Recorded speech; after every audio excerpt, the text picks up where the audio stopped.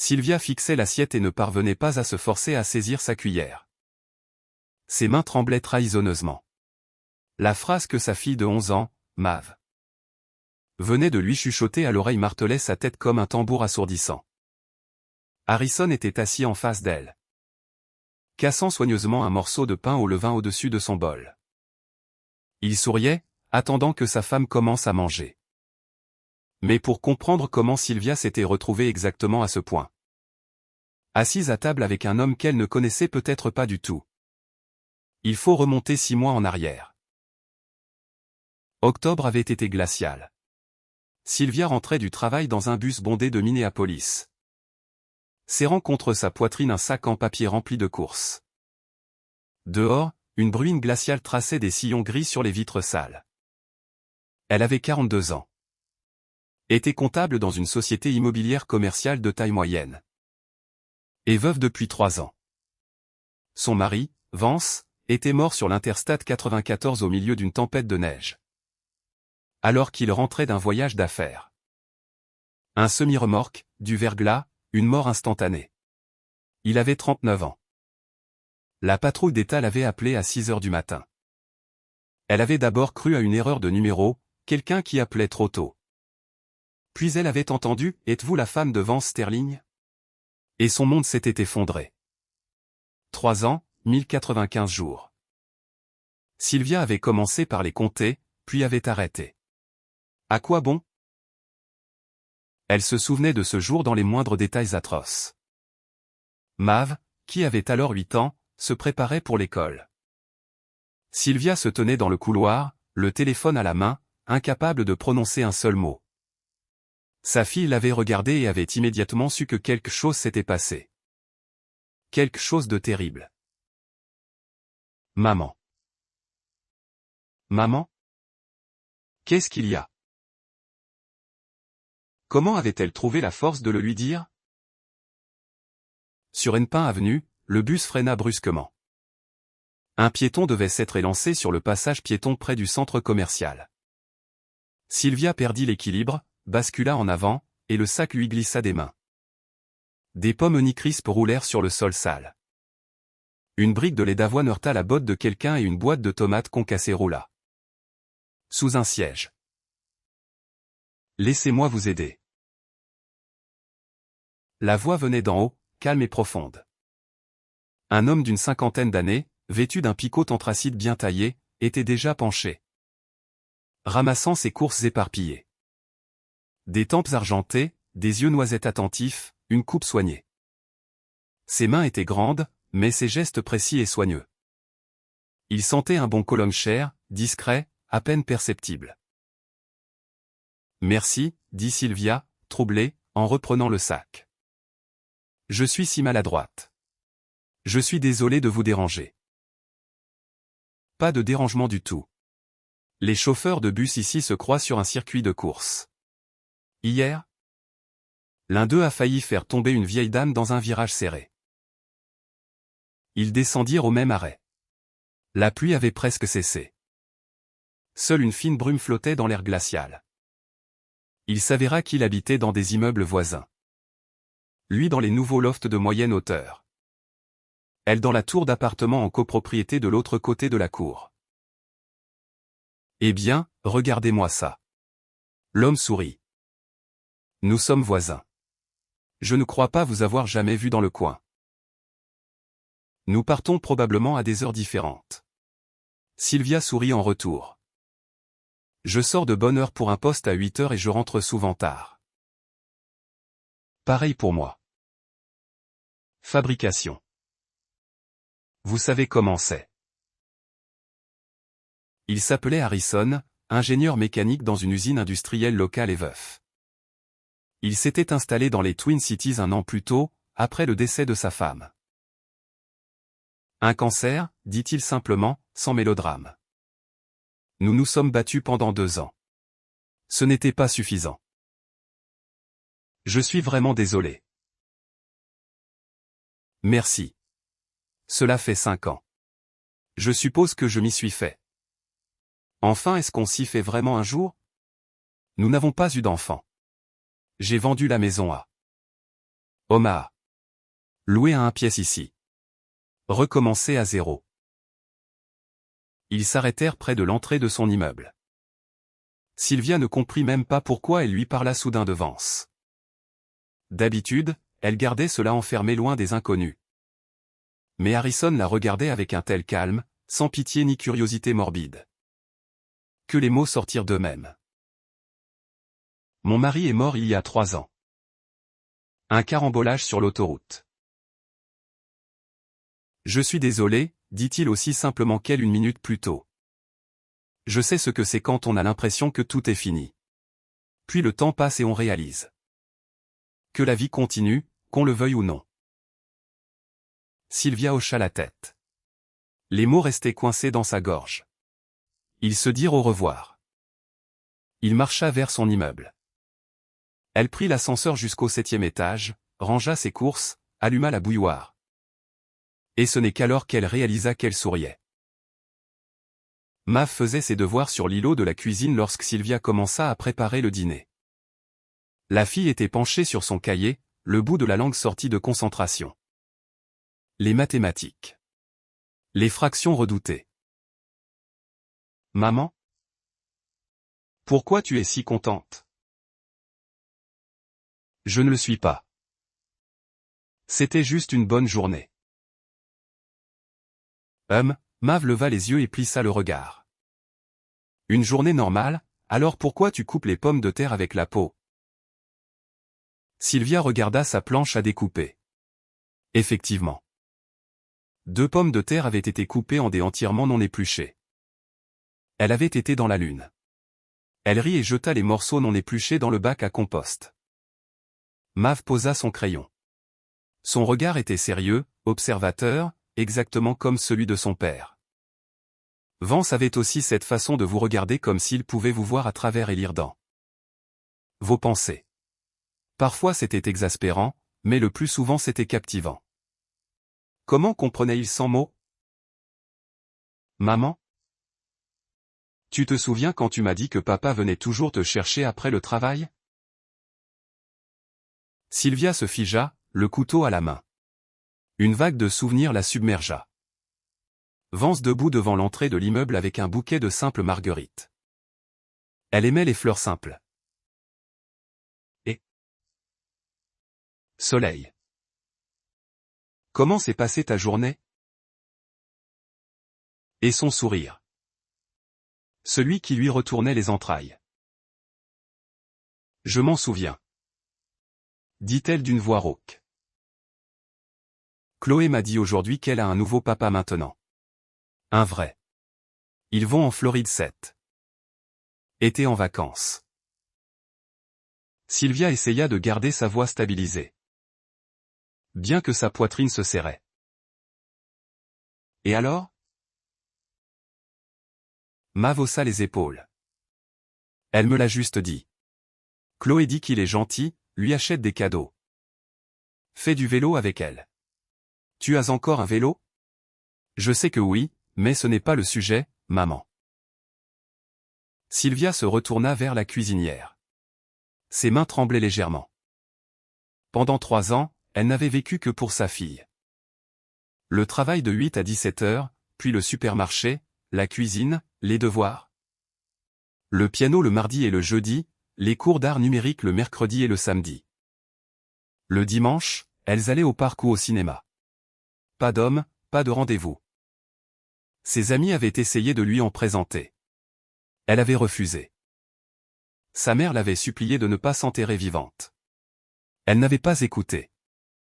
Cela lui semblait une trahison. Une trahison de Vance, de leur amour, de leurs 13 années ensemble.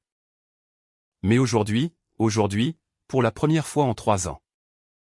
Elle avait ressenti quelque chose qui ressemblait à un intérêt pour un autre être humain. Et cela la terrifiait. Maman. Mav s'approcha et l'enlaça par derrière.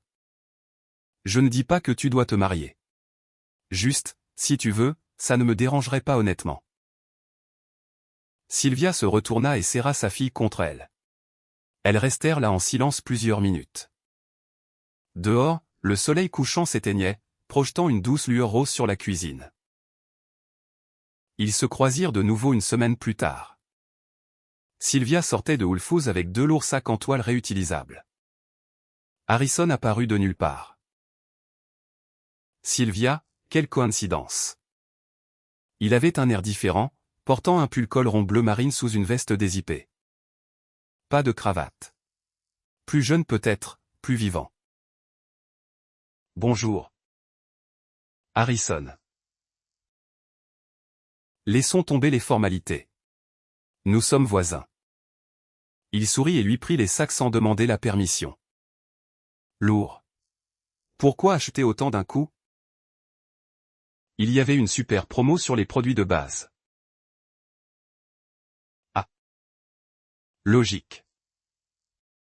Écoute. Et si on prenait un café? Il y a un super endroit juste en face. Elle voulut décliner. Mav était à la maison. Il y avait les devoirs, le dîner à préparer. Mais à la place, elle se retrouva à dire. Eh bien. Peut-être juste une demi-heure. Le café s'appelait The Copper Kettle et méritait parfaitement son nom. Des banquettes en velours couleur latte. Un éclairage tamisé, l'odeur de pâtisserie fraîche. Des reproductions de tableaux impressionnistes dans de simples cadres en bois. Du jazz doux en fond sonore. Harrison commanda 2 cappuccinos et une part de leur célèbre millefeuille. La meilleure pâtisserie de la ville, dit-il. Faites-moi confiance, j'ai prospecté toutes les boulangeries. Vous aimez les sucreries? Terriblement. Il rit. Ma femme me criait dessus constamment. Elle disait que je me donnerais le diabète. Mais je ne pouvais pas résister. Parlez-moi de vous. Demanda Sylvia. La dernière fois. Vous n'avez parlé que du travail. Qu'y a-t-il à dire? Une vie ordinaire. Né à Omaha en 1970. Études d'ingénierie mécanique. Embauché dans une usine. J'y suis resté. Travail. Maison. Travail. Toujours dans les usines. Et votre femme? Comment vous êtes-vous rencontrés? À l'université. Elle étudiait la chimie. Moi l'ingénierie. On s'est croisés à une soirée du campus. Il sourit au souvenir. Elle portait cette superbe robe rouge. La plus belle fille là-bas. Je suis allé lui demander une danse et j'étais tellement nerveux que je lui ai marché sur le pied 2 fois. Mais elle a accepté quand même. Et pas seulement danser. N'est-ce pas? On s'est mariés 1 an plus tard. 20 bonnes années. Elle a été malade longtemps. Cancer du poumon. Alors qu'elle n'avait jamais fumé de sa vie. Je me suis occupé d'elle jusqu'à la fin. Je n'ai pas pu la mettre en hospice.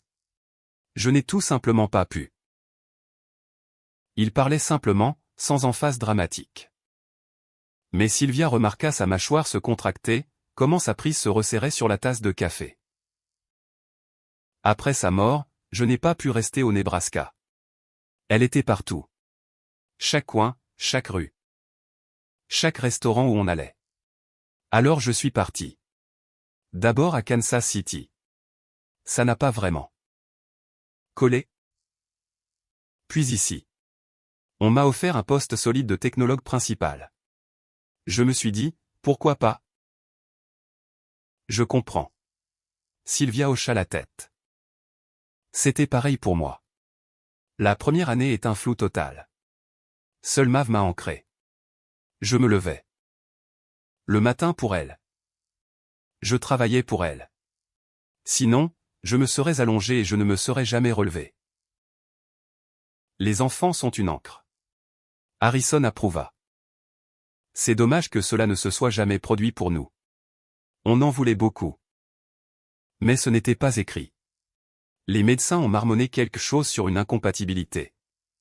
Je n'ai pas creusé, elle a pleuré. Je l'ai consolée. Puis on a juste arrêté d'essayer, on a accepté. Ils restèrent au café 2 heures. Le café refroidit, la pâtisserie fut mangée, mais la conversation coulait sans effort. Sylvia n'avait pas parlé à quelqu'un comme ça depuis très longtemps. Légèrement, ouvertement, sans aucune tension. Avec ses amis, c'était toujours en surface, les enfants, le travail, les ragots. Mais ici, on aurait dit qu'elle connaissait cet homme depuis toujours. Elle ne revint à la réalité que lorsque son téléphone vibra. Un texto de Mav.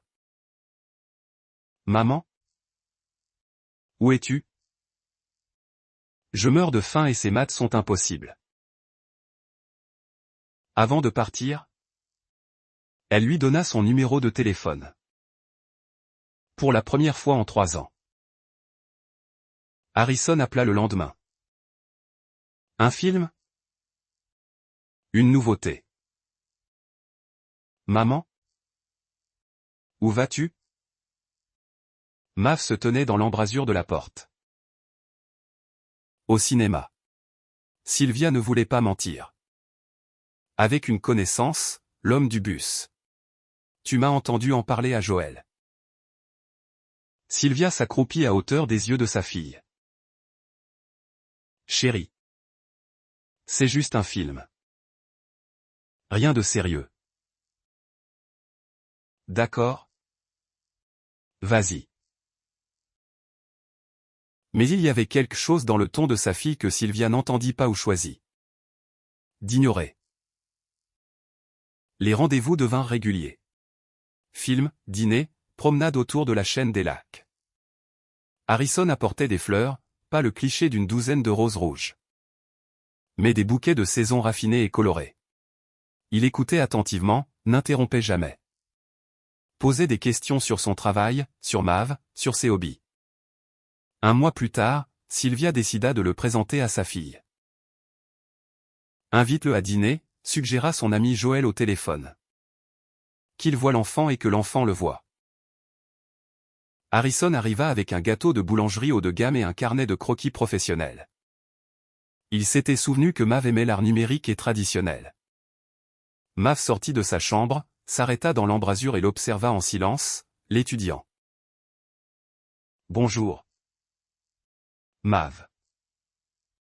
Ta maman m'a tellement parlé de toi. Salut. Je peux t'appeler Mav? Je suis Harrison. Je sais. Sylvia s'agitait, mettant la table. Harrison restait calme, n'essayait pas de forcer l'affection de l'enfant. Mais ne la pressait pas non plus. Il demanda pour l'école, pour ses dessins. Mav répondait par monosyllabes. Après le départ de l'invité. Trop parfait, comme un robot. Juste une personne parfaitement programmée et polie. Papa était poli aussi. Mais il riait fort et racontait des blagues. Celui-là ne semble pas réel. Tu n'es juste pas habitué à lui. Soupira Sylvia. Mav haussa les épaules et retourna dans sa chambre. La relation progressa. Harrison restait plus souvent dîner, passait parfois le week-end.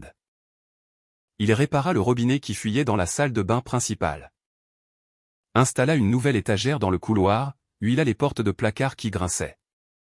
Sylvia avait oublié ce que c'était d'avoir la touche d'un homme dans la maison. Et ce soin la réchauffait. Mav gardait ses distances. Elle n'était pas impolie, mais ne s'ouvrait pas. Elle répondait brièvement et s'excusait généralement des dîners communs pour manger dans sa chambre. Donne-lui du temps, disait Harrison. C'est tout à fait normal. Je ne force rien. 2 mois plus tard, il la demanda en mariage sans aucune théâtralité grandiloquente. Juste autour d'un verre de vin après que Mav fut couchée. Je sais que nous ne nous connaissons pas depuis longtemps. Mais je suis absolument certain de mes sentiments. Épouse-moi. Sylvia resta assise dans un silence stupéfait. Le cœur battant. Je n'essaierai pas de remplacer son père, continua Harrison doucement. Je ne revendique pas ce rôle, mais je veux être là pour vous deux. J'ai besoin de temps pour réfléchir. Bien sûr. Prends tout le temps dont tu as besoin. Elle y réfléchit une semaine. Elle consulta Joël, sa mère adulte, même sa collègue Irene. Tout le monde dit exactement la même chose. Arrête de vivre dans le passé. Mav grandira et quittera le nid bientôt et tu te retrouveras seul. Oui. Lui dit-elle le dimanche suivant. Le mariage fut fixé en décembre. Modeste. Une cérémonie au tribunal du comté de Hennepin et une salle privée dans un bon restaurant du centre-ville pour quelques proches. Sylvia opta pour un chic tailleur pantalon beige au lieu d'une robe blanche. Mav accueillit la nouvelle en silence. « Tu n'es pas contente ?» demanda Sylvia. « Je suis censée l'être. Je veux juste que tu sois heureuse. Je veux que tu sois heureuse. Maman. Si tu te sens bien avec lui. Alors d'accord. Mais quoi? Rien. Mav se retira dans sa chambre. Sylvia entendit le loquet cliquer. Ce soir-là, pour la première fois, elle se demanda si elle faisait une erreur. Mais elle chassa le doute. C'est juste de la jalousie. Tous les enfants réagissent ainsi aux beaux-parents. Cela passera. 2 semaines avant le mariage, quelque chose d'étrange se produisit. Sylvia rentra du bureau plus tôt que d'habitude. Harrison était dans l'appartement alors qu'il n'arrivait généralement qu'à 19 heures. Il était assis à l'îlot de la cuisine avec son ordinateur portable, tapant furieusement. Voyant Sylvia, il ferma immédiatement le couvercle. « Et tu es en avance. Et qu'est-ce que tu fais ici ? Je sais que je t'ai donné une clé. Mais j'ai décidé de préparer le dîner pendant que tu étais au travail. Une surprise. » Il y avait effectivement une casserole qui mijotait sur le feu. Mais un soudain pic d'anxiété transperça Sylvia. Elle désigna l'ordinateur d'un mouvement de tête. Quelque chose d'important ? Des rapports de travail. Plus tard dans la nuit. Quand Harrison sortit. Mav dit. Maman, il était assis là pendant 2 heures. Je l'ai entendu parler au téléphone. Et il parlait vraiment doucement, comme s'il se cachait. Peut-être que c'était un appel de travail confidentiel. Peut-être.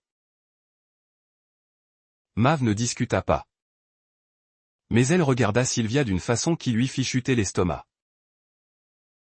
Le mariage se déroula sans accroc avec une vingtaine d'invités. La mère de Sylvia était descendue de Duluth et pleura pendant toute la cérémonie. Joël porta un toast touchant sur les secondes chances de bonheur. Harrison était impeccable, attentif, attentionné, galant. Mav resta assise dans un coin avec son téléphone toute la soirée. Chaque fois que quelqu'un lui posait une question, elle répondait « Tout va bien ». Mais, bien, sonnait beaucoup comme « Laissez-moi tranquille ». Après le restaurant, ils rentrèrent chez eux.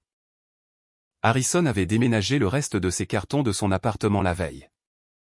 Maintenant il formait une famille de 3. Le premier mois fut idyllique. Harrison se levait avant tout le monde. Préparait le petit déjeuner et conduisait Mav au collège si Sylvia devait être au bureau à 8 heures. Il faisait des réparations, nettoyait, cuisinait. Le mari parfait. Trop parfait. Une petite voix chuchotait dans la tête de Sylvia. Elle l'écarta. Mav gardait encore ses distances, mais Harrison ne forçait pas. Il lui acheta un iPad Pro haut de gamme et un Apple Pencil et l'inscrivit au masterclass. Avancée d'illustration numérique qu'elle réclamait. Merci, dit Mav. De rien, sourit Harrison. Mais le sourire n'atteignait pas ses yeux. Sylvia le remarqua, mais l'oublia immédiatement ou se convainquit qu'elle imaginait des choses. Les bizarreries commencèrent au 2e mois. Harrison se mit à recevoir des appels qui le poussaient à quitter la pièce, revenant avec une expression illisible. Qui était-ce? Le travail. Un client difficile. Un soir, Sylvia jeta un coup d'œil accidentel à l'écran de son téléphone lorsqu'il s'alluma sur le comptoir. Un nom de femme. Mélissa. Qui est Mélissa? Harrison ne broncha même pas. Une collègue. Une comptable à l'usine. L'explication sonnait parfaitement logique. Sylvia le crut. Mais une semaine plus tard, sa voisine âgée, Madame Gable, l'attrapa dans le couloir. J'ai vu ton nouveau mari dans un café du centre-ville avec une femme. Une jeune blonde. Une réunion de travail, j'imagine. J'imagine, dit Sylvia. Madame Gable hocha la tête, mais il y avait un distinct regard de pitié dans ses yeux. Ce soir-là. Sylvia demanda. Tu étais dans un café du centre-ville aujourd'hui? Oui. J'ai dû discuter de chaînes d'approvisionnement avec une représentante de fournisseurs. Une femme? Oui. Sarah Evans. Responsable logistique. Cela sonnait convaincant. Sylvia voulait y croire. Alors elle le fit. Mav s'enferma profondément. Ses notes chutèrent. Elle ne dessinait presque plus et s'énervait quand on lui posait des questions simples. Qu'est-ce qui se passe avec toi? Rien. Mav. Je vois que quelque chose ne va pas. Rien. Maman. Je suis juste fatiguée. Sylvia l'attribua à la puberté. Les hormones. La phase de transition gênante du collège. 11 ans est un âge difficile. Mais un après-midi, en jetant un coup d'œil dans la chambre de sa fille, elle le vit. Mav était assise près de la fenêtre en train de pleurer silencieusement. La main plaquée sur la bouche. Bébé. Qu'est-ce qui s'est passé? Sylvia se précipita. Mav sursauta et s'essuya violemment les yeux. Rien. J'ai juste regardé un film triste. Son iPad était sur le lit, l'écran totalement noir. Sylvia n'insista pas. Elle serra simplement sa fille et s'assit avec elle. Mav resta silencieuse. En février. Harrison aborda le sujet de l'acte de propriété de l'appartement. Pourquoi? Demanda Sylvia. Déconcertée. Pour un prêt hypothécaire. Je veux sortir un peu de capital pour qu'on puisse s'améliorer. Acheter. Une belle maison en banlieue. Ça devient un peu exigu pour nous trois ici. Si on met la propriété en copropriété conjointe, les taux d'intérêt qu'il propose seront bien meilleurs. Je vais y réfléchir. Bien sûr. Pas de précipitation. Mais il la pressait. Chaque jour. Il demandait. Alors? Tu y as réfléchi? Sylvia temporisait. Au téléphone. Joël fut direct. N'ose même pas. Cet appartement est ton filet de sécurité et celui de Mav. On ne sait jamais ce qui peut arriver. Qu'est-ce que tu sous-entends? Je ne sous-entends rien. Juste sois prudente. Tu le connais à peine. Ça fait 6 mois. Exactement. 6 mois. Et cet appartement, c'est toute l'équité de ta vie. Sylvia promit qu'elle y réfléchirait encore. En mars, ils eurent leur première vraie dispute. Sylvia trouva un reçu dans la poche de la veste de costume d'Harrison. The Capital Grille. 2 dîners, une bouteille de vin vintage. Le total représentait presque son salaire d'une semaine entière. C'est quoi ça? Un dîner d'affaires avec qui? Un fournisseur? Sylvia s'emporta. Harrison. Ça dit 2 queues de homard et une bouteille de champagne cher. C'était un dîner d'affaires. Il se tut. Puis poussa un lourd soupir. D'accord. C'était un dîner avec un vieux copain de fac. Je voulais l'impressionner. C'était stupide. Je suis désolé d'avoir menti. Pourquoi tu ne me l'as pas juste dit?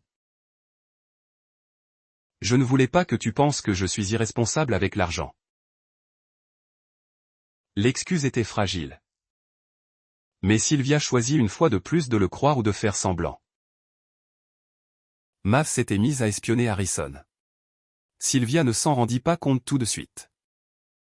La fille glissait silencieusement hors de sa chambre chaque fois que son beau-père était au téléphone. Se tenait caché derrière le coin, écoutait, puis glissait de nouveau aussi silencieusement. Une nuit, Sylvia la surprit dans la cuisine sombre. « Qu'est-ce que tu fais dehors? » « Je prends de l'eau. » Le verre sur le comptoir était vide. Mais Mav regardait le couloir en direction de la chambre principale où Harrison dormait. « Va te coucher. » chuchota Sylvia. Mav hocha la tête et partit. Mais quelque chose dans les yeux de sa fille fit que Sylvia resta éveillée des heures. En avril. Une inconnue appela le portable de Sylvia. Allô? C'est Sylvia?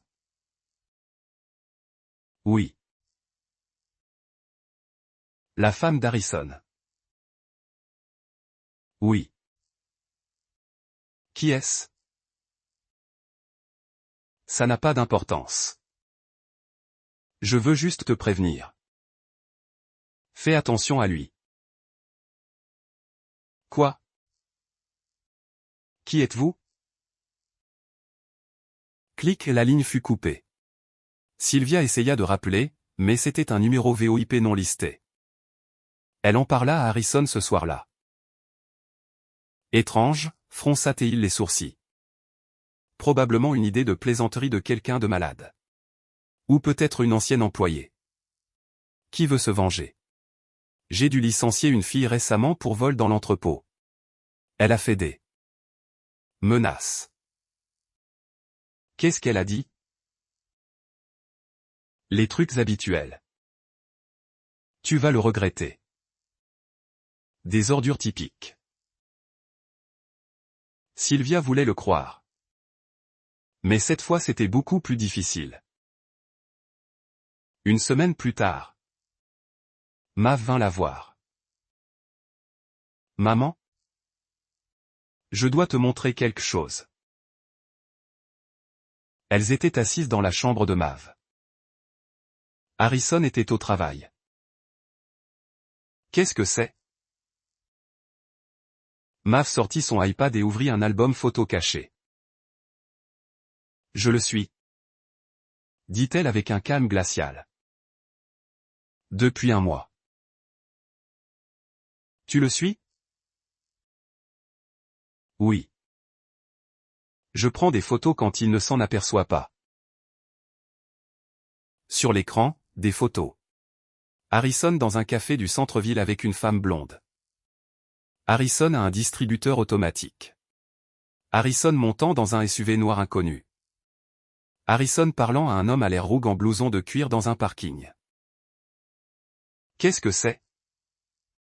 Chuchota Sylvia. Je ne sais pas. Mais ce n'est pas son travail d'ingénieur. J'ai vérifié. Son usine est dans la direction complètement opposée. Comment as-tu? Je l'ai suivi à vélo un jour. Maman. La fille de 11 ans regarda sa mère droit dans les yeux. Il ment constamment. Je ne sais pas qui il est vraiment. Mais il n'est définitivement pas celui qu'il prétend être. Sylvia fixait les photos, le cœur martelant contre ses côtes. Peut-être qu'il y a une explication logique. Quel genre d'explication? Mav croisa les bras. Maman? Réveille-toi. 3 femmes différentes en un mois. Des rendez-vous dans des parkings au hasard. 2. L'argent liquide qu'il n'est pas censé avoir, même s'il dépense Dieu sait combien. Comment tu sais pour son argent? J'ai vu un relevé bancaire. Il l'a laissé sur le comptoir. Mav. Tu fouillais dans ses affaires personnelles? Oui. Et j'avais raison de le faire. Sylvia resta assise en silence. Son monde se fracturait. Qu'est-ce que tu suggères qu'on fasse? Je ne sais pas. Mav soupira. Mais s'il te plaît. Juste sois prudente. Sylvia ne savait pas quoi faire. Confronter Harrison. Il trouverait une excuse impeccable comme toujours. Partir où? C'était sa maison, son appartement. Le mettre dehors. Sur quel motif, qu'une femme est simplement suspicieuse? Elle commença à l'observer discrètement, comme sa fille le lui avait appris. Elle remarqua comment Harrison vérifiait son téléphone quand il pensait qu'elle dormait. Comment il notait des choses dans un petit carnet Moleskine qu'il gardait verrouillé dans sa mallette. Comment il la regardait parfois d'un regard froid et calculateur comme s'il la mesurait pour un cercueil. Une nuit. Elle se leva pour prendre un verre d'eau et entendit sa voix venant de la cuisine sombre. Oui. Bientôt, la paperasse est presque finalisée. Non. Elle ne se doute de rien. L'idiote est totalement crédule. Sylvia se figea. Son cœur cessa de battre. Oui. L'enfant est un problème. Mais je m'en occuperai. Ce n'est pas mon premier rodéo. Elle regagna la chambre comme un fantôme. Restant éveillée jusqu'à l'aube. Fixant le plafond. Le matin, elle agit complètement normalement. Elle prépara le petit déjeuner, sourit, embrassa son mari pour le départ. Mais à l'intérieur tout était mort. Sylvia commença sa propre enquête. Elle appela l'usine de fabrication où Harrison était censé travailler. Harrison Grieve. Demanda la réceptionniste des RH. Non. Nous n'avons personne de ce nom ici. Vous êtes absolument sûr? Positive. Je gère la paie ici depuis 15 ans. Sylvia raccrocha, les mains tremblant violemment. Il avait menti sur le travail, sur son passé, sur tout. Qui était-il? Elle engagea un détective privé, un type que Joël connaissait. Un détective de Minneapolis à la retraite. Il fallut 3 jours pour obtenir les résultats. Harrison Grieve, lut l'enquêteur dans son dossier, assis en face d'elle dans un booth de dîner. Vrai nom Trenton Garrick. 2 condamnations pour crime. Fraude par filet faux. Ces 5 dernières années. Son mode opératoire spécifique a été de cibler des femmes seules qui possèdent une propriété en pleine propriété. 3 mariages officiels. Les 3 épouses ont perdu leur maison à cause de lignes de crédit hypothécaire frauduleuses et d'actes falsifiés.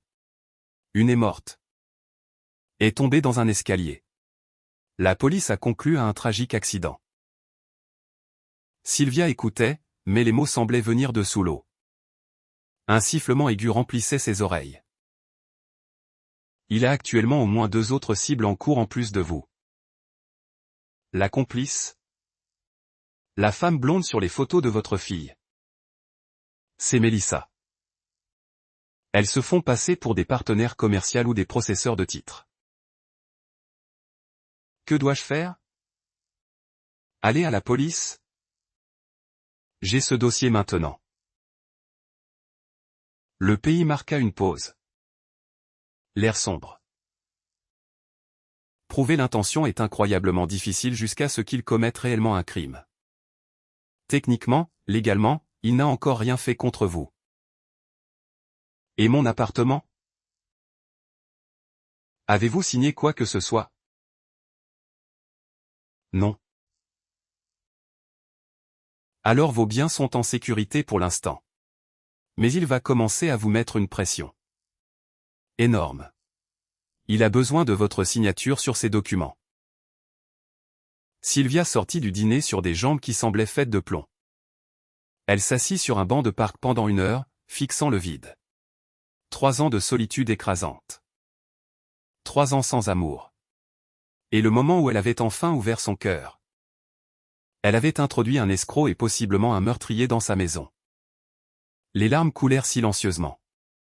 Elle ne les essuya pas. Ce soir-là, elle agit exactement comme toujours. Elle cuisina le dîner, bavarda sur la politique du bureau. Harrison, non, Trenton ne se douta de rien. Tu as trouvé ces actes de propriété? Demanda-t-il distraitement autour du thé. Pas encore. J'ai été tellement débordé. Je n'ai pas eu 1 minute. Laisse-moi t'aider à les chercher. Pas besoin. Je les trouverai. Il hocha la tête. Mais quelque chose de tranchant et de dangereux passa dans ses yeux. Après le dîner, Sylvia appela sa mère. Maman? Tu peux descendre? Mav ne se sent pas bien. Et je suis débordé au travail. Bien sûr. Ma chérie.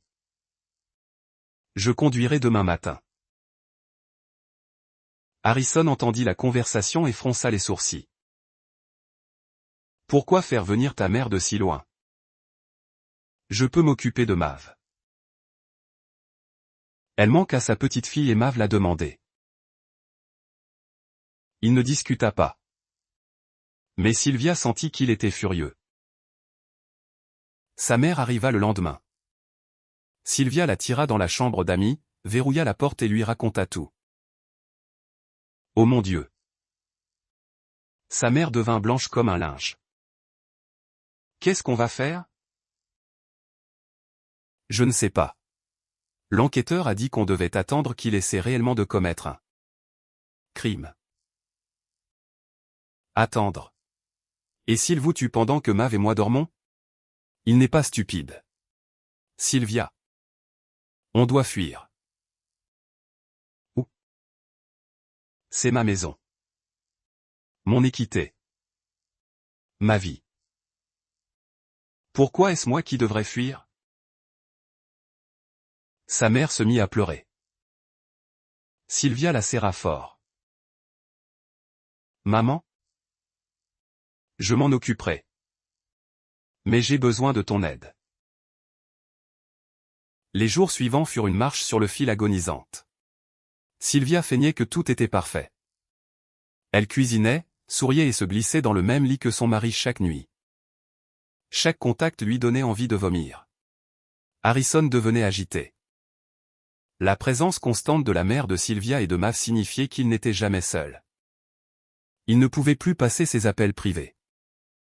Il ne pouvait pas mettre l'appartement sens dessus dessous pour chercher l'acte. Quand est-ce que ta mère part? Demanda-t-il enfin. Dans 1 semaine. Elle a déjà acheté un billet de bus. Elle avait menti sur le fait que sa mère conduisait. C'est long. Elle manquait la ville. Laisse-la rester. Il se tut. Mais son regard devint glacial. 3 jours avant le départ supposé de sa mère, Harrison fit une annonce. Je cuisine le dîner demain soir. Un repas de famille spécial. Quelle est l'occasion? Juste parce que. Je veux gâter mes filles préférées. Les alarmes de Sylvia se déclenchèrent. D'accord. Ça a l'air charmant. Cette nuit-là. Elle chuchota à sa mère et à Mav dans le noir. Ne mangez pas une seule bouchée de ce qu'il cuisinera. Avertit sa mère. Je sais. Mav resta silencieuse un moment. Puis dit. Je vais le surveiller dans la cuisine. Mav. C'est trop dangereux. Je serai invisible. Dimanche, le jour du dîner. Harrison passa tout l'après-midi à s'affairer dans la cuisine. Faisant cliqueter casserole et poêle, hachant des légumes, sifflant un air joyeux. Mav était assise dans le salon, censément en train de jouer à un jeu sur son iPad. Mais l'objectif de la caméra était parfaitement orienté vers l'îlot de la cuisine. Elle enregistra chaque seconde. Sylvia et sa mère firent semblant de descendre dans le hall pour vérifier le courrier. En réalité, elle se tenait dans la cage d'escalier en attendant. À 16 heures, le téléphone de Sylvia vibra. Un texto de Mav. Il vient de verser quelque chose dans la casserole depuis un petit sachet en plastique. Ce n'était pas un assaisonnement. C'était de la poudre blanche. Le sang de Sylvia se glaça. Tu es sûr? Oui. Je l'ai capté en vidéo. Elles revinrent dans l'appartement. Harrison mettait la table. Mesdames, le dîner est servi. Un riche bœuf bourguignon et des petits pains fraîchement cuits. La table à manger avait un air festif. Une nappe en lin crispé, la belle vaisselle, des bougies allumées. Sylvia fixait son bol de ragoût. Un bouillon bordeaux foncé, des gouttelettes de graisse brillantes à la surface. De tendres morceaux de bœuf et des oignons perlés. Un dîner ordinaire et délicieux ou un dîner mortel? Sa mère fixait rigidement son propre bol. Mav était assise tranquillement, les mains sur les genoux, sans toucher ses couverts. Harrison s'assit en face d'eux, cassa un morceau de pain croustillant. Le trempa dans son ragoût et sourit. Une image de chaleur domestique. Eh bien, qu'est-ce que vous attendez? Ça va refroidir. J'y ai mis beaucoup d'efforts. Vous savez. Une vieille recette de famille. Il prit sa cuillère, en prit une bouchée dans son bol et souffla dessus. Sylvia prit sa cuillère. Sa main tremblait violemment. Elle pria pour que personne ne le remarque. À cet instant exact, Mav se pencha vers elle. Ses lèvres effleurèrent l'oreille de Sylvia. Son souffle était chaud, mais les mots étaient glacials. Ne mange pas la soupe. Maman.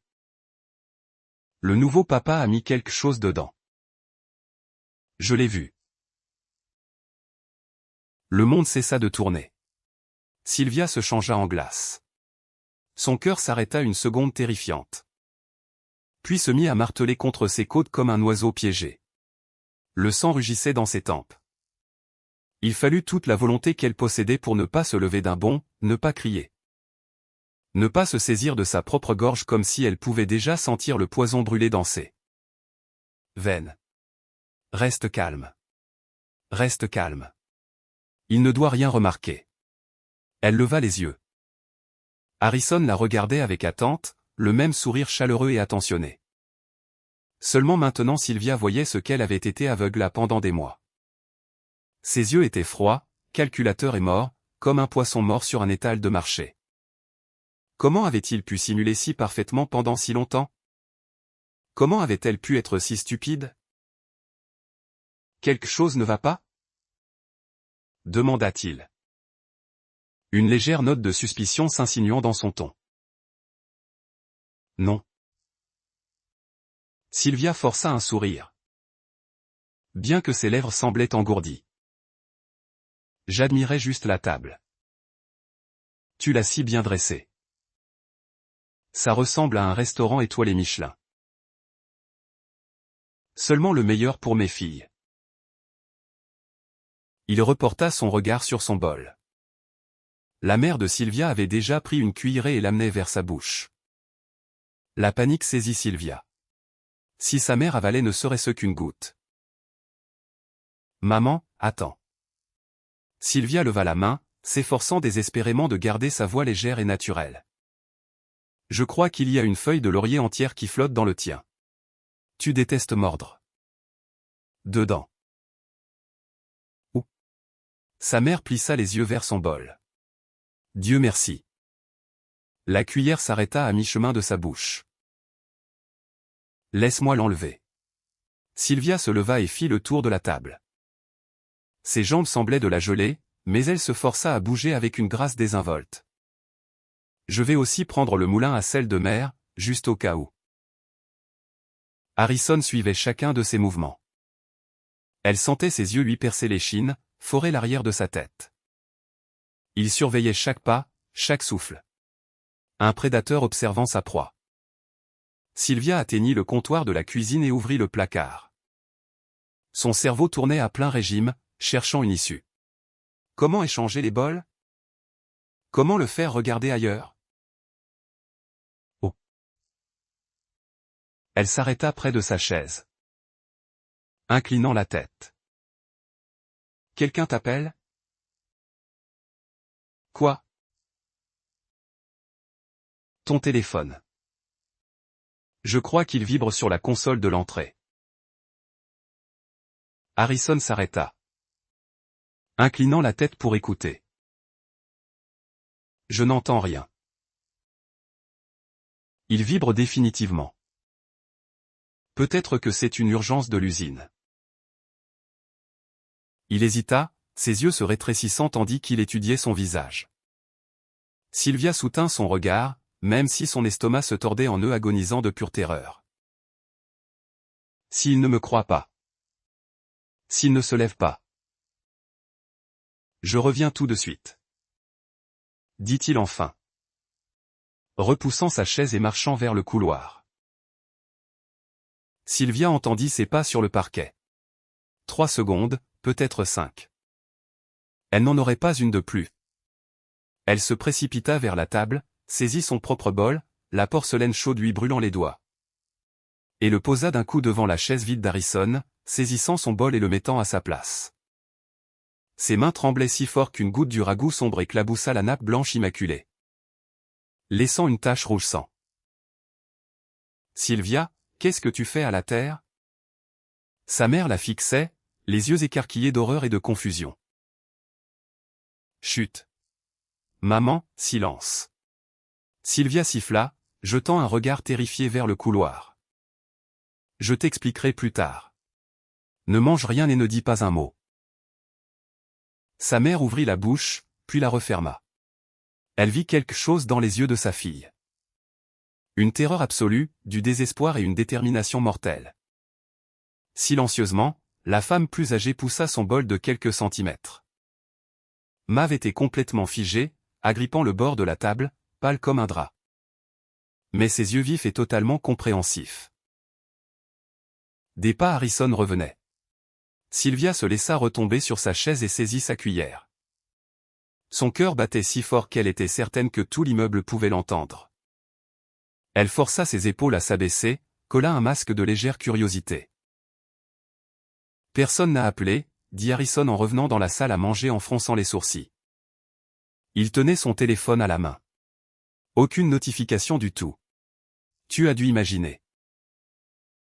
Sans doute. Sylvia haussa les épaules, offrant un sourire d'excuse. Désolé. Mon erreur. Il s'assit, regarda son bol, puis Sylvia, puis de nouveau son bol. Ses yeux s'attardèrent sur la tache rouge sombre sur la nappe juste à côté. Les entrailles de Sylvia se liquéfièrent. Il a remarqué. Il sait. Il va se jeter à travers la table. Mais il ne le fit pas. Il prit sa cuillère, prit du ragoût, souffla dessus et le mit dans sa bouche. Il mâcha et avala avec une satisfaction visible. Bon sang. C'est bon. Si je peux me le permettre. Grand-mère serait fière. Sylvia expira un souffle lent, microscopique.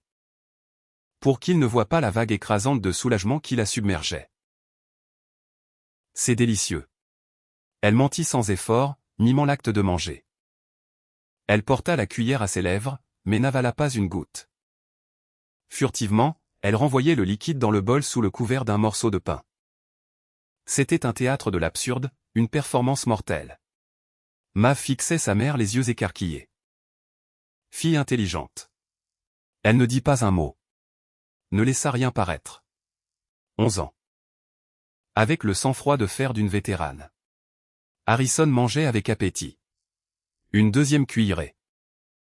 Une troisième, une cinquième, la moitié du bol était partie.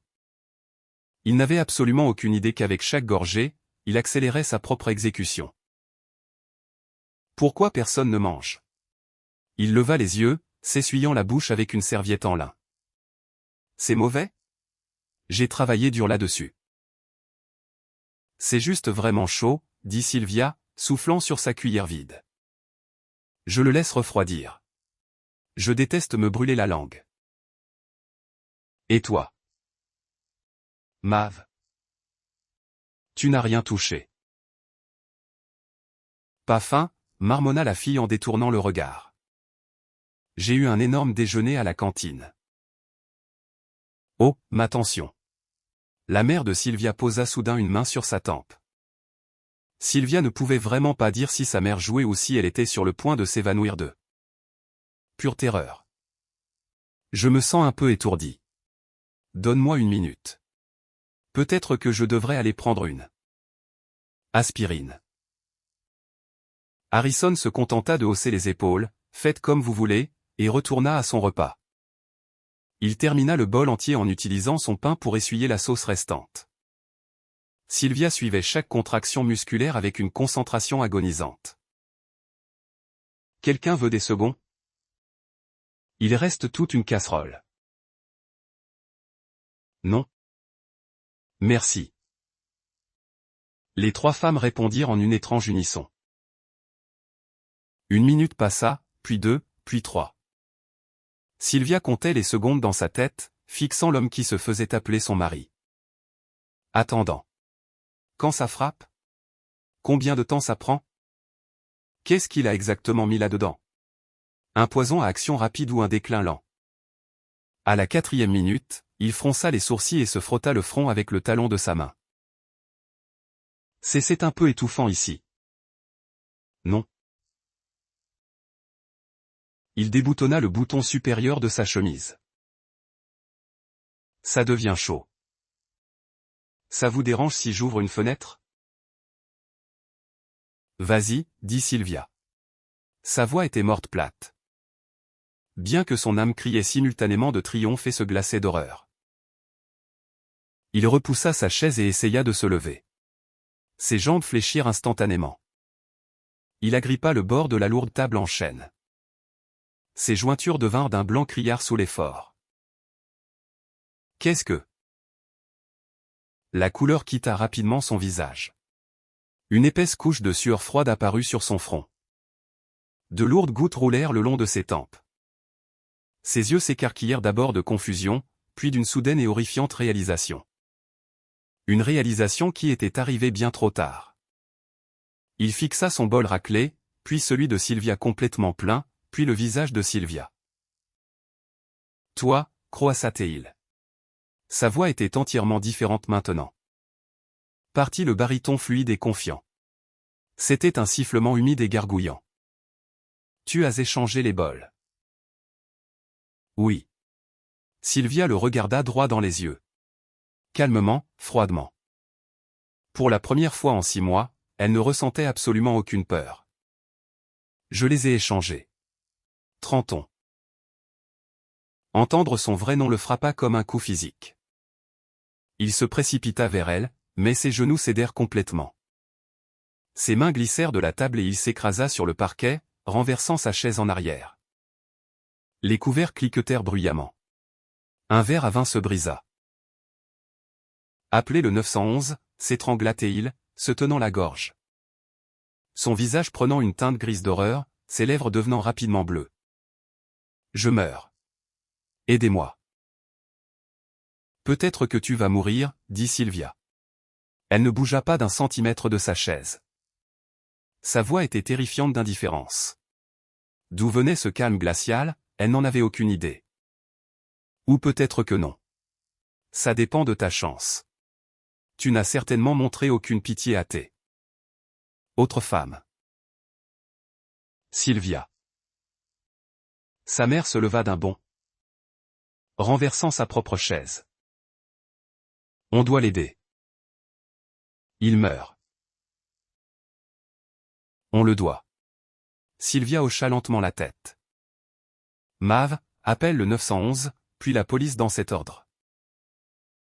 Sa fille avait déjà son téléphone en main. Ses doigts volaient sur l'écran. Allô. 911, on a besoin d'une ambulance. Un homme a une urgence médicale. Il a été empoisonné. Je pense. L'adresse est 400 South Second Street. Appartement 7B. Oui. Un homme d'environ 50 ans. Dépêchez-vous s'il vous plaît. Oui. Il est conscient, mais à peine. On ne sait pas ce qu'il a pris. Il s'est empoisonné. Trenton se tordait sur le tapis. Son visage ressemblait à du béton mouillé. Ses lèvres étaient violemment violettes. Il essayait de parler, mais seul un son humide et ralliant sortait de sa gorge. Ses mains griffaient faiblement les planches du sol, ses jambes se contractant en spasmes aléatoires. Sylvia était assise et regardait. Aucune pitié, aucune peur, juste un immense vide creux à l'intérieur d'elle. Résonnant comme une cathédrale abandonnée. Et quelque part au fond de ce vide, se trouvait un profond soulagement. Cet homme avait planifié de la tuer ce soir. Il avait l'intention de l'empoisonner, de voler son équité. De falsifier sa signature et de disparaître pour recommencer avec une nouvelle cible. Comme il l'avait fait 3 fois auparavant, selon le dossier du pays. Et maintenant il était allongé sur le sol de sa salle à manger, mourant de sa propre concoction. Justice poétique. Mav s'approcha de sa mère et se pressa contre le côté de Sylvia. La fille tremblait violemment, mais ne pleurait pas. « Maman » chuchota Théel dans l'épaule de Sylvia. « Est-ce qu'on l'a tué ?»« Non, bébé. » Sylvia enlaça fermement sa fille.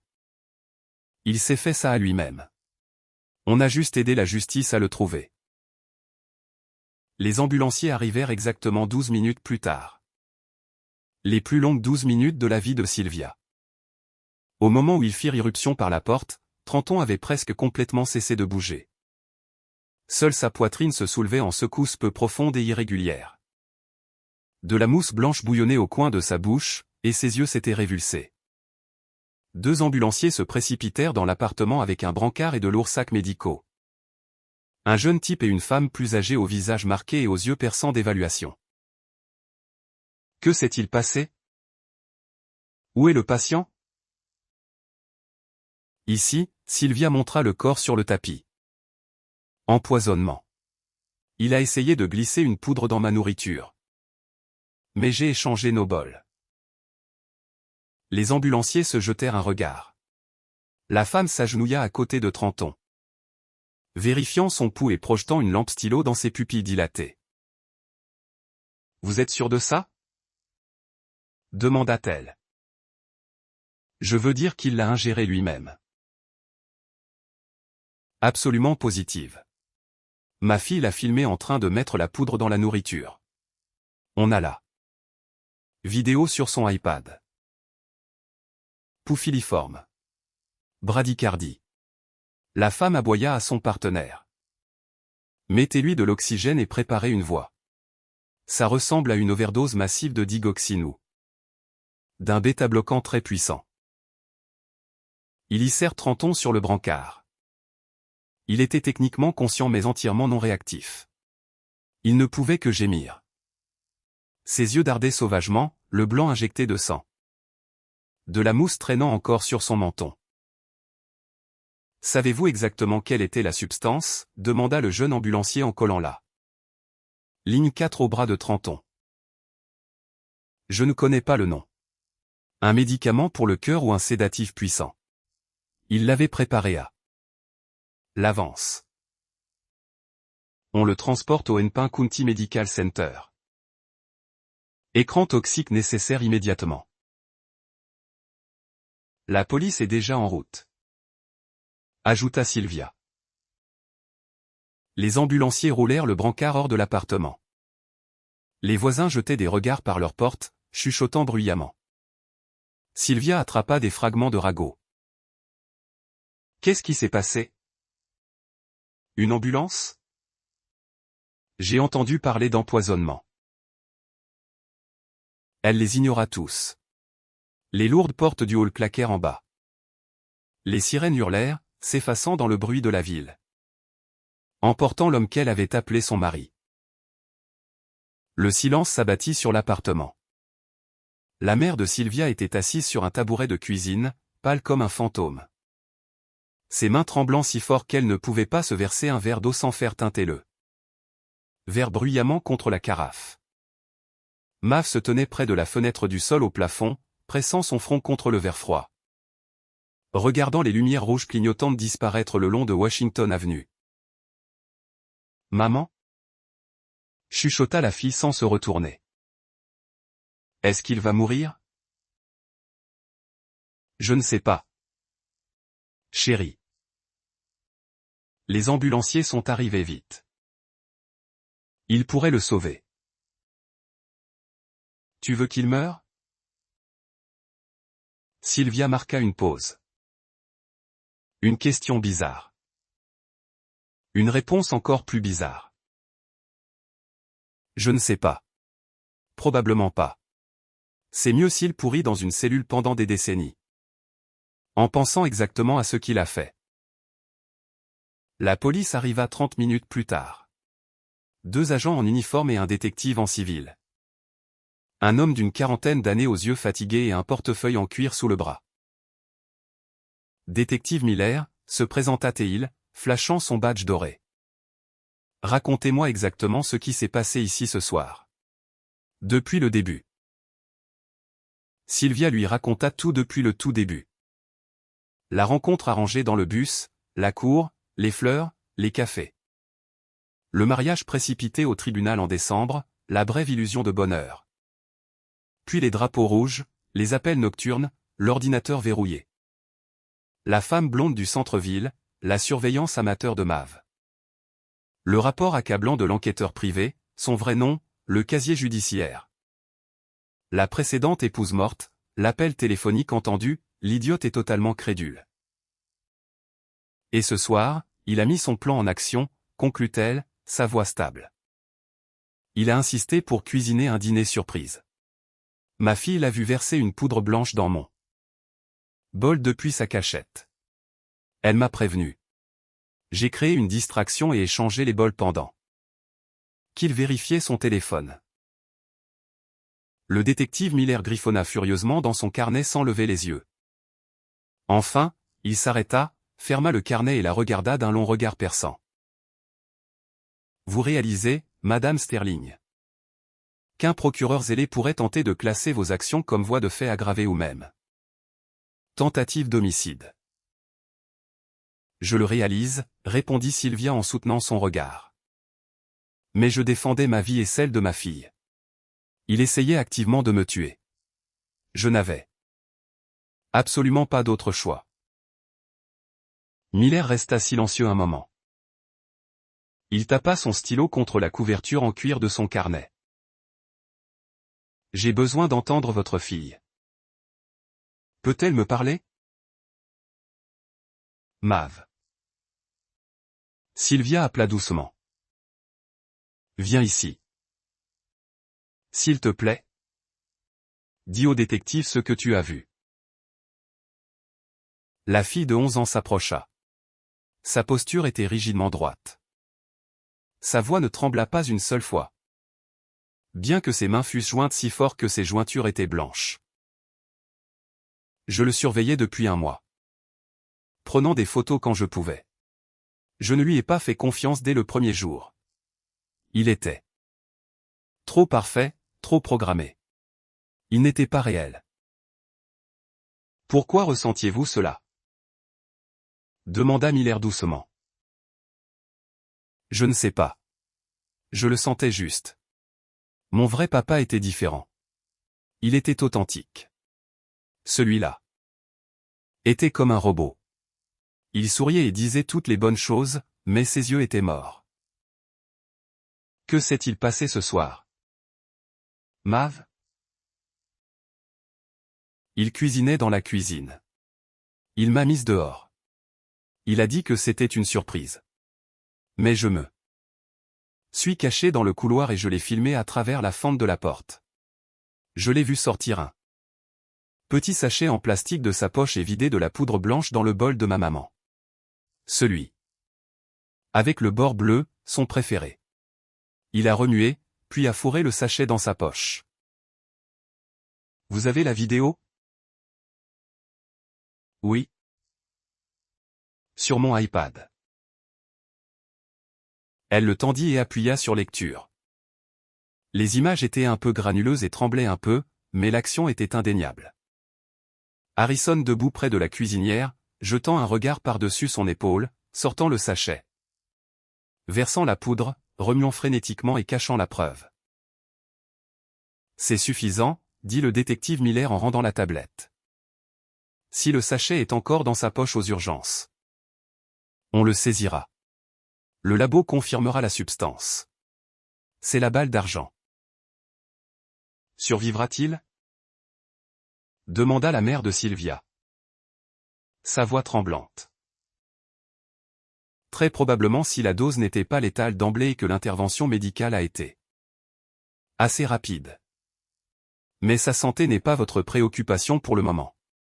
Votre préoccupation est d'obtenir vos déclarations officielles sur le procès-verbal. Il rangea son carnet et se leva. À la porte. Il s'arrêta et regarda Sylvia. Vous avez fait ce qu'il fallait, dit-il doucement. Si c'était moi assis sur cette chaise, j'aurais fait exactement la même chose. La porte claqua derrière la police. Sylvia se retrouva seule avec sa mère et sa fille dans l'appartement qui, 2 heures plus tôt, avait été un piège mortel. Aucune d'elles ne dormit cette nuit-là.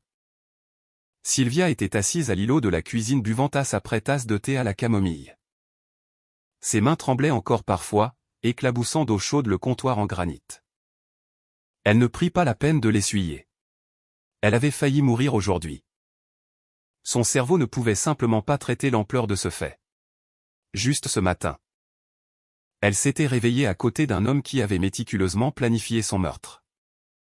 Elle avait pris le petit déjeuner avec lui avait parlé de la météo. L'avait peut-être même embrassé sur la joue avant de partir au bureau. Le tout pendant qu'il savait qu'à la tombée de la nuit, elle serait un cadavre.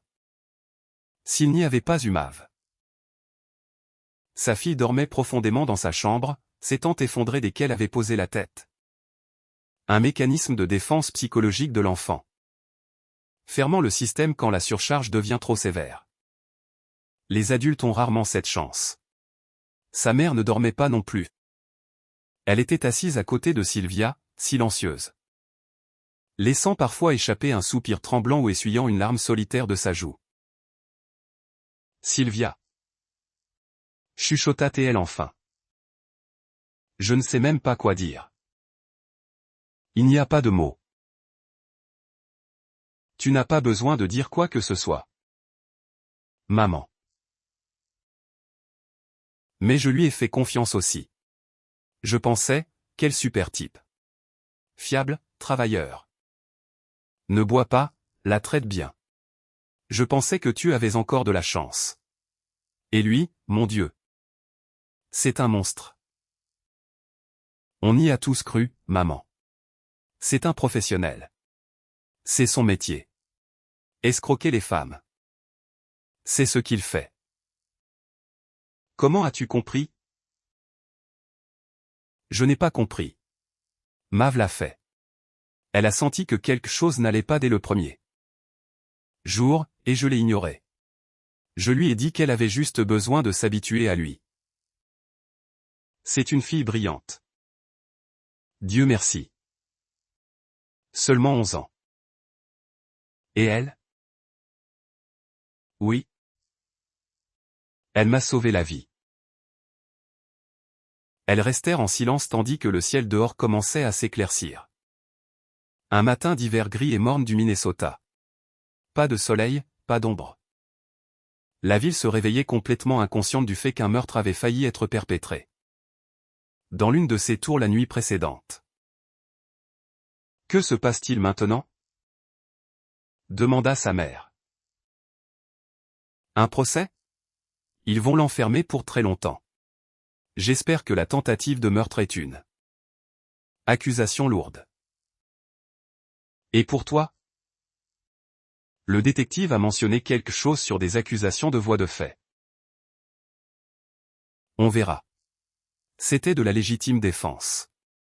Pure survie.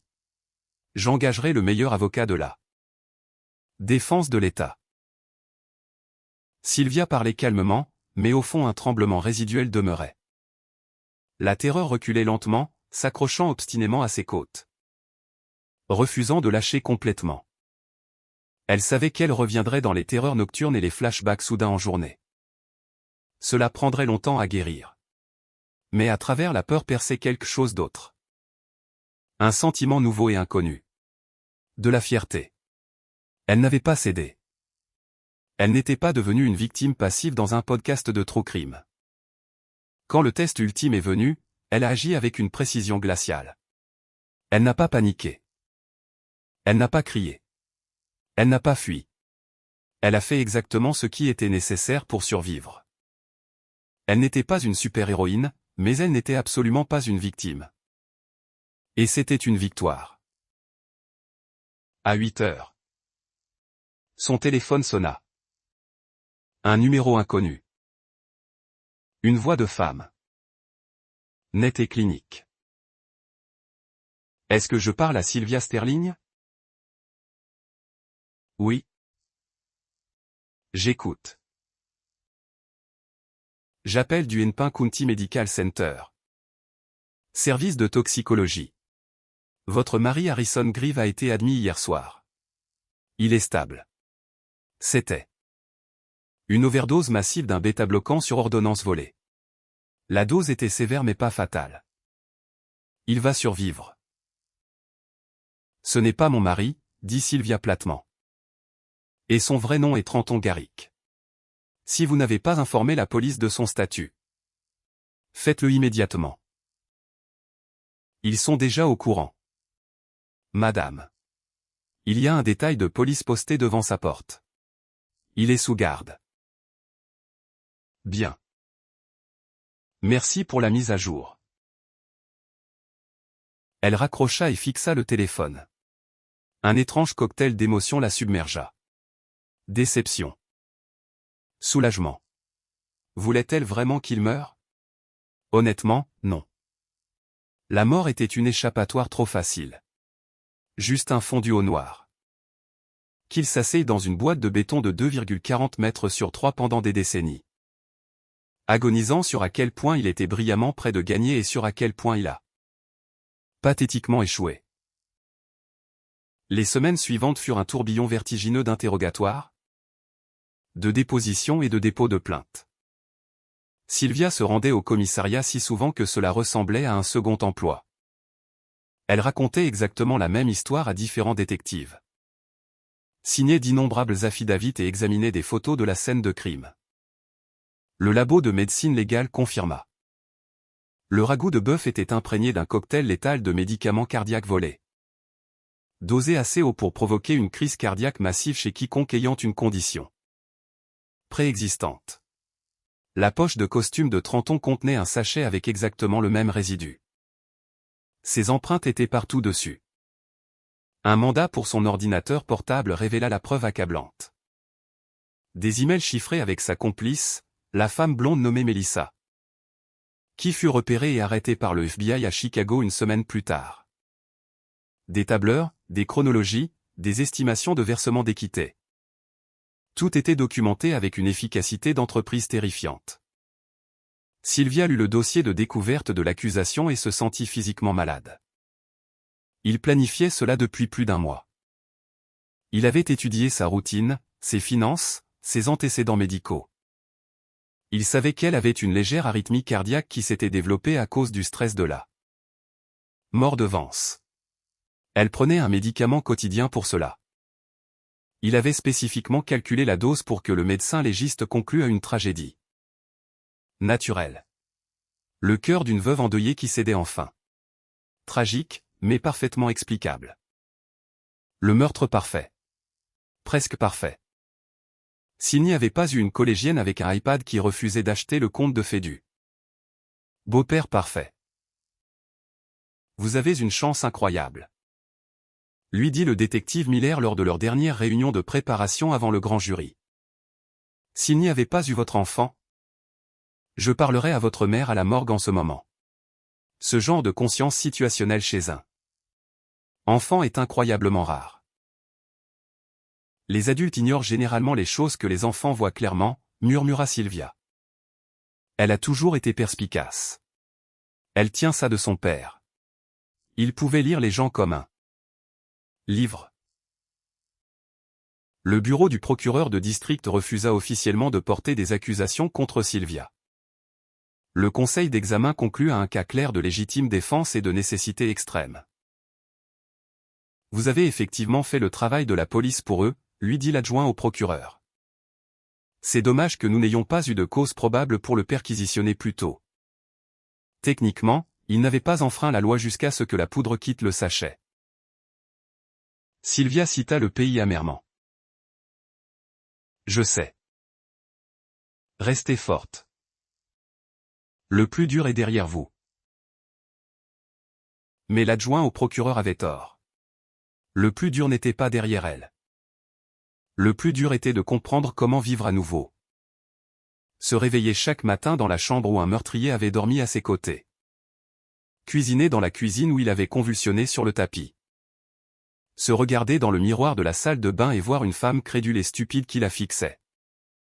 Sylvia commença à voir une thérapeute. Elle n'avait pas voulu.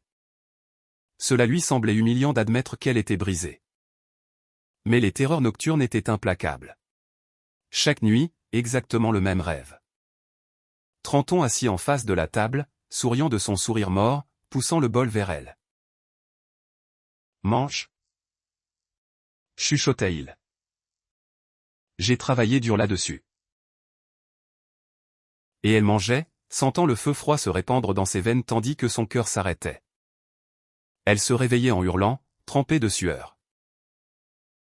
C'est une réponse traumatique classique, lui dit doucement sa thérapeute. Une femme aux yeux chaleureux nommée Dr Evans. TSPT sévère. Vous avez survécu à une trahison intime et catastrophique. Cela prend du temps. Combien de temps? Ça varie. Des mois. Parfois des années. La clé est d'arrêter de s'isoler. Traiter la colère. Et surtout, arrêter de se blâmer. Plus facile à dire qu'à faire. Sylvia rejouait chaque drapeau rouge manqué en boucle sans fin. La façon dont il gardait son téléphone, son obsession pour l'acte de l'appartement. Sa poussée agressive pour un prêt hypothécaire conjoint. Tout était là, criant danger en lettres néon. Et elle avait activement choisi de détourner le regard. Vous n'êtes pas à blâmer, répétait patiemment Dr Evans séance après séance. C'est un sociopathe. Un maître manipulateur avec des décennies de pratique. Vous n'étiez pas sa première victime. Et s'il n'avait pas été attrapé, vous n'auriez pas été sa dernière. Mais j'aurais dû savoir. Comment? En lisant dans ses pensées? En supposant que chaque homme gentil est un tueur en série. Sylvia. Vous êtes un être humain normal. Vous étiez seul. Vous vouliez de l'amour, de la compagnie. Une famille. Ce n'est pas un défaut. Ce n'est pas un crime. Sylvia écoutait. Et lentement. Péniblement. Elle commença à y croire. Le procès fut fixé pour fin août. 4 mois d'attente, 4 mois pour reconstruire son armure. Au moment où le tribunal se réunit, Trenton Garrix s'était complètement remis de son empoisonnement auto-infligé. Il était resté assis dans la prison du comté de Hennepin, à ruminer. Son défenseur public avait agressivement essayé d'obtenir un accord de plaidoyer coupable de fraude, en échange de l'abandon de l'accusation de tentative de meurtre. Le procureur le ridiculisa hors de la pièce. La salle d'audience était étouffante de petitesses, bancs en bois dur, sols éraflés. Éclairage fluorescent dur. Sylvia s'assit au premier rang, flanquée de sa mère et de Joël. Ses mains étaient fermement croisées sur ses genoux, ses yeux fixés fermement devant. Trenton fut amené en combinaison orange et menottes lourdes. 4 mois en prison l'avaient vieilli d'une décennie. Ses cheveux étaient entièrement devenus blancs, ses pommettes ressortaient nettement. Et de profondes poches violettes pendaient sous ses yeux. Mais son regard restait exactement le même, froid, reptilien, rempli d'une haine féroce. Voyant Sylvia dans la galerie, il ricana. Elle soutint son regard. Elle ne cligna pas. « Tu n'es rien. » pensa-t-elle. Le procès s'étira sur 4 jours agonisants. Témoins experts, comptables judiciaires, toxicologues. Le procureur exposa la montagne de preuves méthodiquement. Sylvia témoigna le 2e jour. Elle raconta son histoire une dernière fois. Le bus, les rendez-vous, le mariage, les mensonges, le dîner. Sa voix trembla 1 ou 2 fois, mais elle ne cassa jamais. Elle ne regarda pas Trenton. Elle regarda directement le juge. Une femme austère aux cheveux argentés qui écoutait avec une intense concentration. Quand le procureur termina son interrogatoire principal, le juge se pencha en avant. « Madame Sterling. Avez-vous quelque chose à ajouter ?»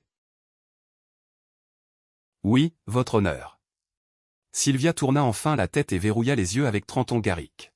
« Je veux m'assurer que cet homme n'aura plus jamais l'opportunité d'entrer dans la maison d'une autre femme. C'est tout. » Maeve témoigna ensuite.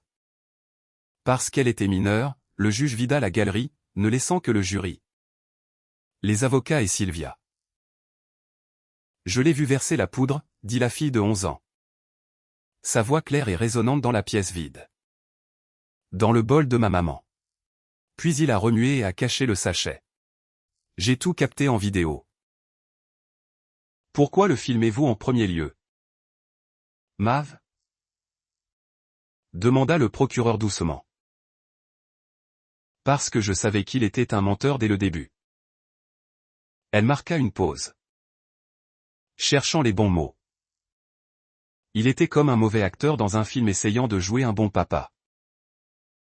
Il n'était pas réel. Et vous vouliez le prouver? Oui. Je ne voulais pas que ma maman soit blessée. Elle avait déjà perdu mon père. Sa voix craqua enfin. Une seule larme roula sur sa joue. Si elle mourait aussi, je n'aurais pas survécu. Au premier rang. Sylvia pleura silencieusement dans un mouchoir.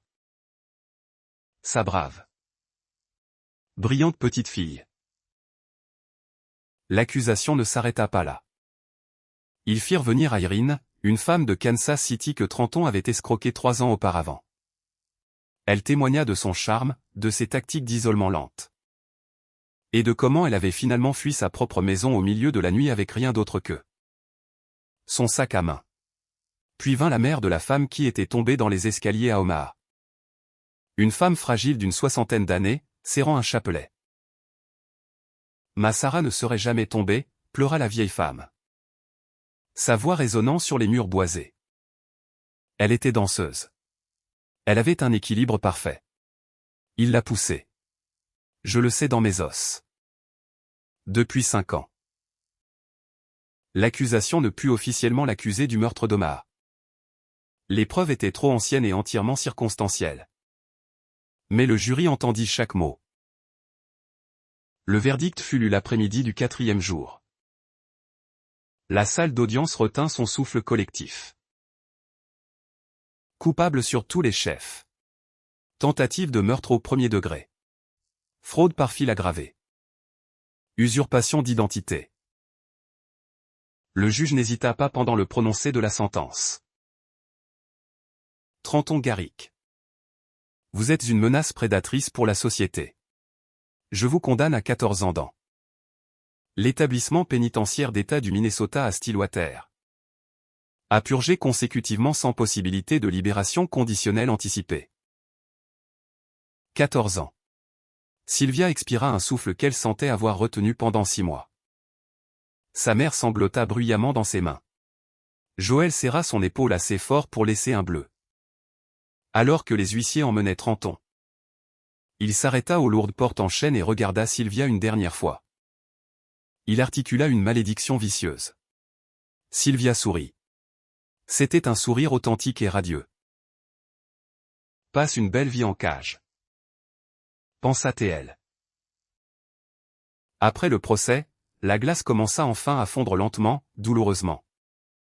Mais la vie recommença à avancer. Sylvia retourna au bureau. Ses collègues furent incroyablement solidaires, la traitant avec des gants de velours. Son patron avait clairement briefé tout le monde pour éviter le sujet. Le rythme de son travail, les tableurs, les codes fiscaux, les maths prévisibles l'ancrèrent. Mav commença la 7e année. Nouveau professeur, nouveaux amis. Elle tint remarquablement le coup. Elle rejoignit le club de débat et continua ses cours d'art numérique. Mais occasionnellement Sylvia la surprenait à fixer le vide par la fenêtre ou à sursauter violemment. Si une porte claquait trop fort. Toutes deux étaient maintenant en thérapie intensive. Semaine après semaine, elles parlaient. Elles pleuraient et elles apprenaient à faire confiance au monde à nouveau. Maman, demanda Mav un soir, assise au bord du lit de Sylvia. Est-ce que tu te pardonneras un jour? Pourquoi? D'avoir cru en lui. Sylvia regarda ses mains. C'était la question à $1 million. Elle se la posait chaque jour. Je ne sais pas, Bug. Peut-être un jour. Peut-être jamais. Mais je sais une chose avec une certitude absolue. Je ne t'ignorerai plus jamais. Quand tu me diras que quelque chose ne va pas. Tu avais raison. J'aurais dû t'écouter dès le premier jour. Mav sourit d'un vrai sourire lumineux. Le premier que Sylvia avait vu depuis presque 1 an. Marché conclu. 1 an plus tard, Sylvia se tenait près de la fenêtre du sol au plafond de leur appartement. Regardant le skyline de Minneapolis, les lumières de la ville, la lueur distante du US Bank Stadium. Le flot sans fin de phares sur l'autoroute. La vie ordinaire. Sa vie. Elle avait survécu. Elle s'était battue. Elle n'était pas devenue une note de bas de page dans un documentaire de true crime. Enroulé sur le rebord de la fenêtre se trouvait un énorme chat tigré orange nommé Barnaby. L'avoir adopté avait été l'idée de Mav. Il était gros, notoirement paresseux et ronronnait comme un moteur diesel. Thérapie par les animaux. Avait plaisanté Dr Evans. Ça fait des merveilles. Mav sortit de la cuisine. Elle avait maintenant 12 ans, grandissait en hauteur. Perdant les derniers restes de sa rondeur d'enfant. Elle avait les yeux de Vance et le sourire de Sylvia. Maman? Tu es prête pour le dîner? Qu'est-ce que tu as préparé? La recette de ragoût de bœuf de grand-mère. Sylvia sursauta. Pendant une fraction de seconde. Le souvenir de cette horrible soirée de dimanche flasha derrière ses yeux. Mais ensuite elle regarda sa fille debout là avec un gant de four et elle rit. Pour la première fois depuis très longtemps, c'était un rire léger, fort, venu du ventre. D'accord, j'arrive. Sylvia sourit en marchant vers la cuisine. Mais je me sers mon propre bol. Marché conclu. Mav sourit en retour. Marché conclu. Dans cette maison, on se sert toujours son propre bol.